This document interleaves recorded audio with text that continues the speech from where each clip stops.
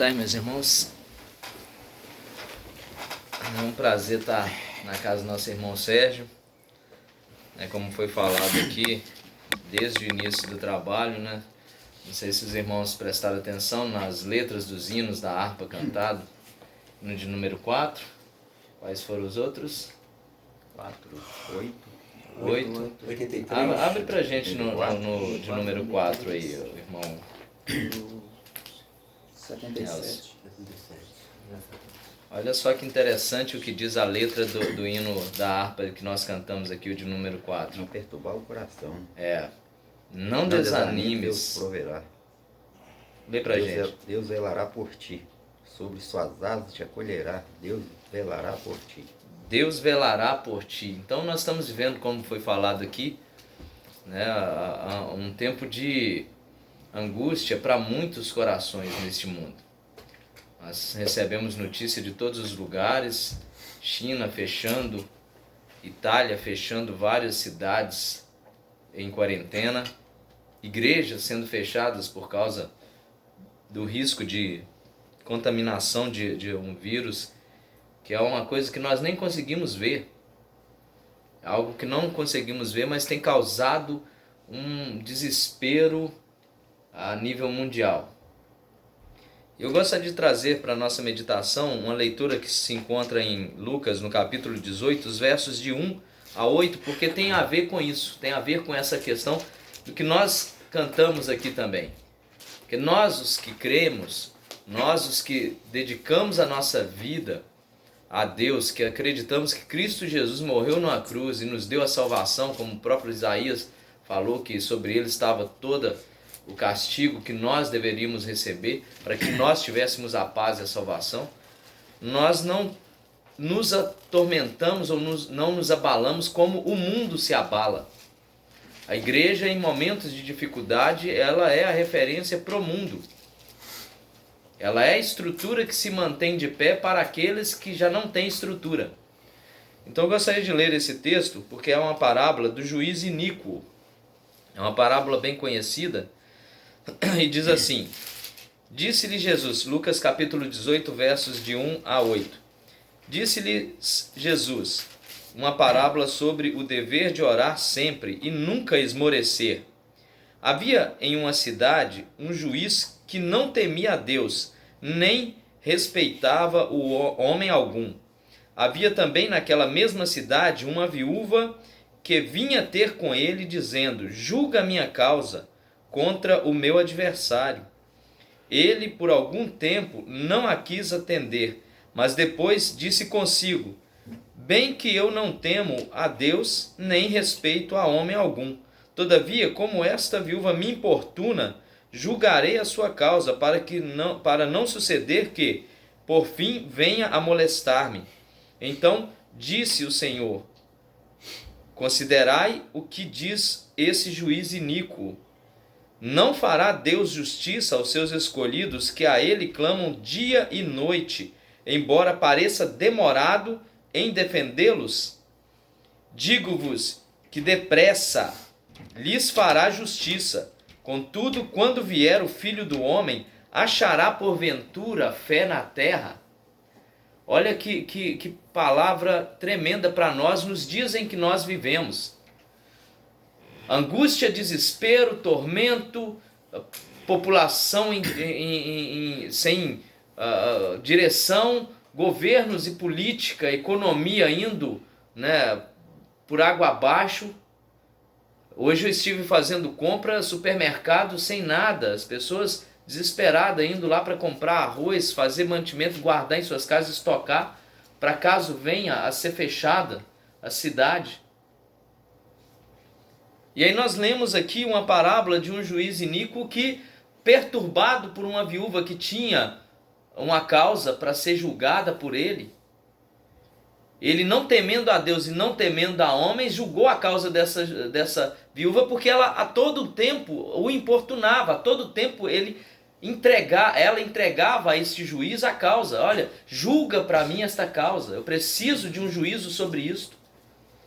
E Jesus usa essa parábola para nos ensinar algo para nossos dias hoje, dias de desespero, de angústia.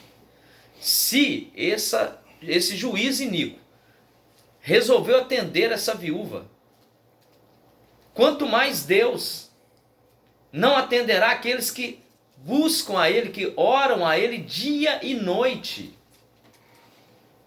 E aí o finalzinho, essa pergunta que Jesus faz, ela é preocupante, porque ele fala justamente remetendo a essa questão da perseverança, do entender que Deus supre as nossas necessidades e cuida de nós, os que creem. Ele pergunta algo que, olha, quando vier o Filho do Homem, achará porventura fé na terra? Isso é um alerta para nós. Porque hoje nós estamos recebendo essas notícias. Eu estava conversando com o Ulisses no carro, e a gente recebendo notícias que igrejas estão fechando porque tem que ficar de quarentena, locais inteiros estão sendo vigiados por realmente questões de saúde. E muitos cristãos estão deixando de congregar. E eu lembro até de um áudio que o evangelista Silvanino nos mandou, que uma irmã do ciclo de oração lá na Itália, pedindo oração por todos eles, porque ela sabia que com a igreja aberta estava difícil. Imagina a igreja fechando e os irmãos não congregando. E aí fortalecendo aquela ideia que hoje muitos têm utilizado de vamos ser crente via internet. O poder de Deus, ele se manifesta quando o povo de Deus se ajunta, se reúne para adorar, para orar e para buscar a Deus. E em momentos de crise, a igreja, quando ela se mantém de pé, milagres acontecem. Porque a igreja é este local, nós aqui reunidos estamos representando a igreja de Cristo. E quando nós nos reunimos, é o local onde aquele que estiver doente, ele vem e ele vai ser curado, porque essa é a palavra de Deus. Aquele que está angustiado vai receber alívio do seu sofrimento. Aquele que está vazio, ele é enchido, preenchido por aquilo que é a vontade de Deus.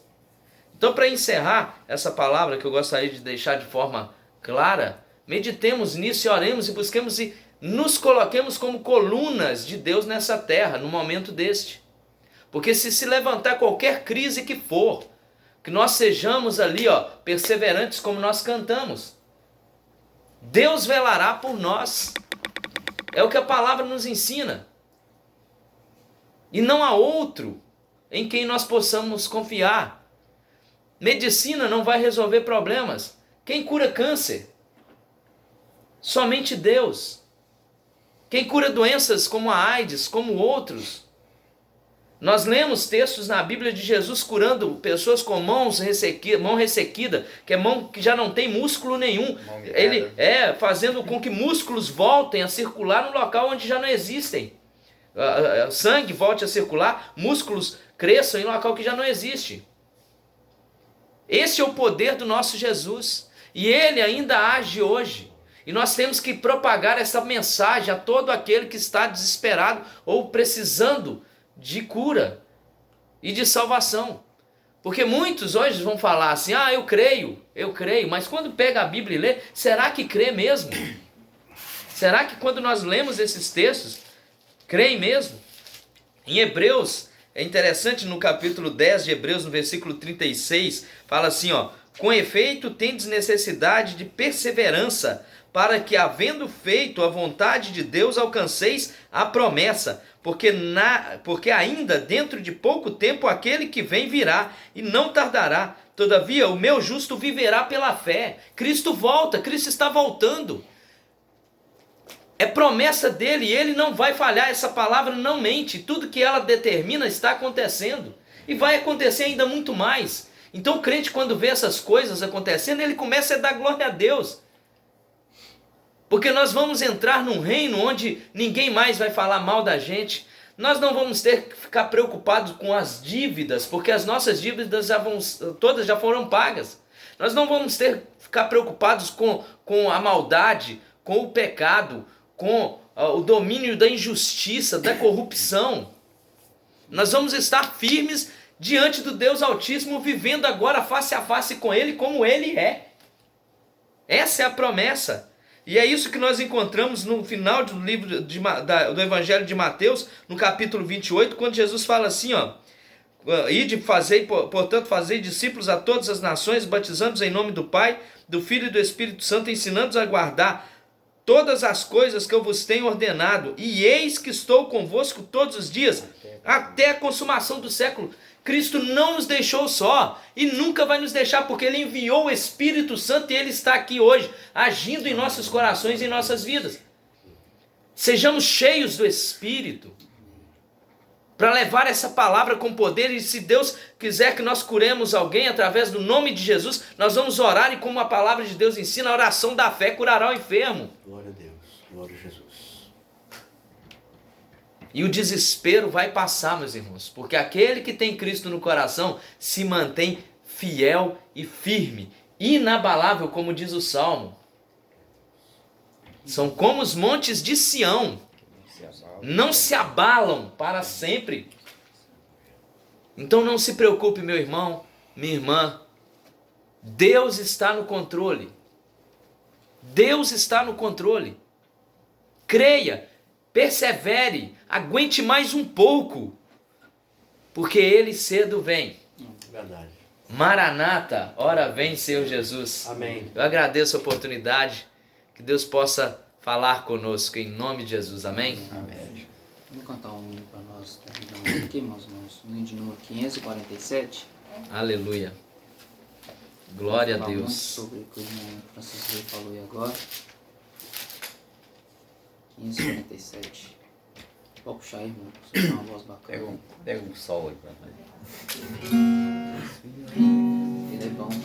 Os fiéis são transladados, seu trabalho aqui findou, a carreira desses santos, dessa vida já cessou. No Senhor os bons ceifeiros terminaram seu labor, a colheita completou-se, é a vinda do Senhor. O Rei está voltando, o Rei está voltando, a trombeta está soando, para os santos trasladar. Se o Rei está voltando, o Rei está voltando, aleluia, Ele vem nos buscar. Oh, glória!